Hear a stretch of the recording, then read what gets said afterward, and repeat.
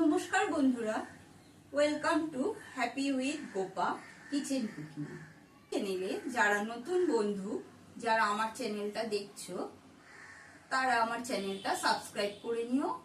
পাশে থাকা বেল আইকনটা প্রেস করে দেবে, যাতে আমার রান্নার নতুন নতুন নোটিফিকেশনগুলো তোমাদের কাছে খুব তাড়াতাড়ি পৌঁছে যায়। তাহলে শুরু করা যাক আজকে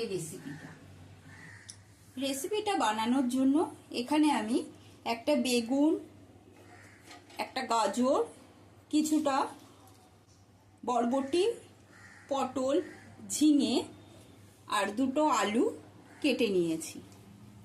কেটে ধুয়ে পরিষ্কার করে নিয়েছি। গ্যাসে একটা কড়াই বসিয়েছি। কড়াইতে দিয়ে দিচ্ছি কিছুটা সর্ষের তেল। এর মধ্যে আমি দিয়ে দেবো কিছুটা 5 ফোড়ন, হাফ চামচ মতো 5 ফোড়ন, আর দিয়ে দিচ্ছি শুকনো লঙ্কা, দুটো শুকনো লঙ্কা দিয়ে দিলাম। ফোড়নটা থেকে সুন্দর গন্ধ বেরিয়েছে। এবারে এর মধ্যে আলুটা দিয়ে দিচ্ছি।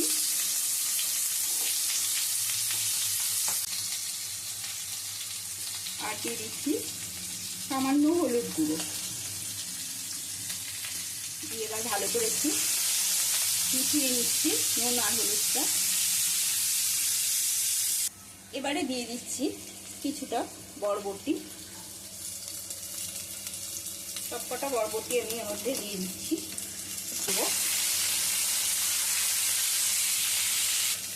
বরবটিটা দিয়ে নাড়াচাড়া করার পরে এবারে আবার দিয়ে দিচ্ছি কেটে রাখা গাজরটা। গাজরটা দিয়েও একটু নাড়িয়ে নেব। এবারে এক এক করে সব সবজি দিয়ে দিচ্ছি পটল, কেটে রাখা বেগুন, আর দিয়ে দিচ্ছি ঝিঙে। সব একসাথেই মিশিয়ে নিচ্ছি।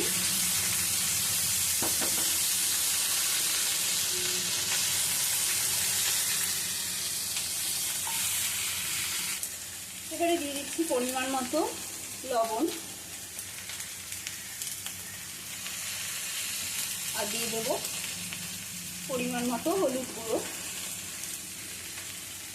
লবণ আর হলুদটা সবজিগুলোর সাথে ভালো করে মিশিয়ে নিচ্ছি। এবারে আমি কিছুক্ষণের জন্য ঢাকা বন্ধ করে দিচ্ছি। সবজি থেকে একটু জল বেরোবে, মজে যায়, সেই জন্য ঢাকাটা বন্ধ করে রাখলাম। ঢাকাটা তুলে নিচ্ছি। দেখো কতটা জল বেরিয়েছে সবজি থেকে, সবজিটাও মজে গেছে। একটু নাড়িয়ে নিচ্ছি ভালো করে। এখানে 1.5 চামচ মতো সাদা সর্ষে আর 6-7টা কাঁচা লঙ্কা আমি এক মিক্সিতে দিয়ে পেস্ট করে নিয়েছি। এই সর্ষে কাঁচা লঙ্কার পেস্টটা দিয়ে দিচ্ছি।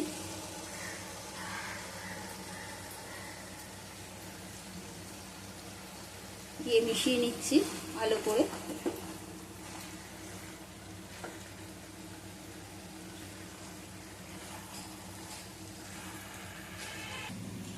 আর এখানে চা চামচে 2 চামচ পোস্ত একটু জল দিয়ে মিক্সারে পেস্ট করে নিয়েছি। এই পোস্তর পেস্টটাও আমি এই সবজিগুলোর মধ্যে দিয়ে দিচ্ছি।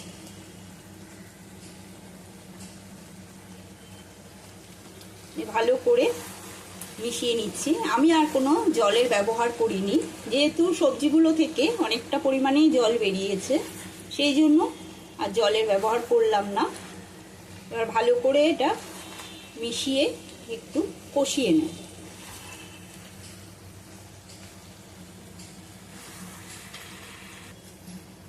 এই সবজি থেকে যে জলটা বেরিয়েছে, সেই জলটা শুকিয়ে যাওয়া অবধি আমি একটু নাড়তে থাকবো।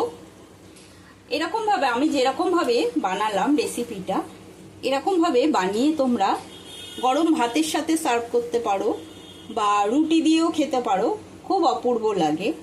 আর সর্ষে পোস্ত দিয়ে বানানো, খুব সুন্দর গন্ধও বেরিয়েছে।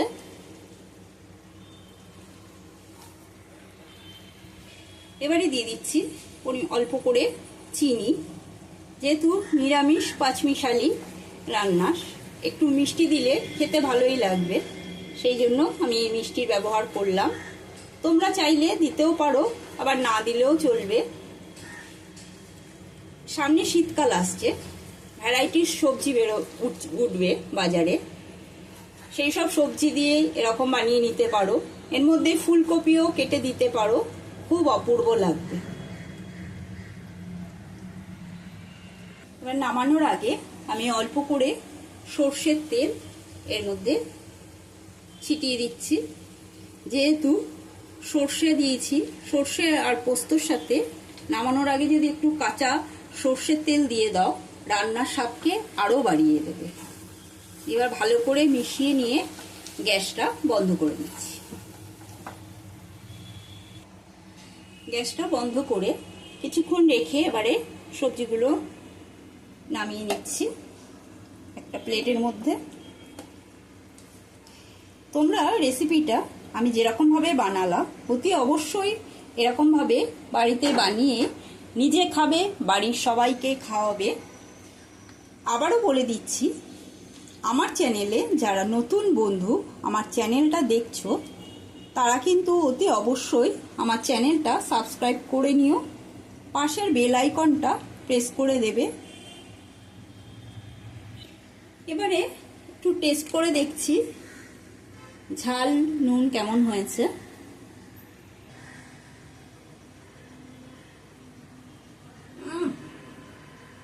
অপূর্ব টেস্ট হয়েছে, অপূর্ব। বাড়িতে অবশ্যই তোমরা এটা ট্রাই করো। আজকের মতো রেসিপি এইটুকুই। আবারও নতুন কোনো রেসিপি নিয়ে তোমাদের সামনে হাজির হব। সুস্থ থাকবে, ভালো থাকবে, ধন্যবাদ।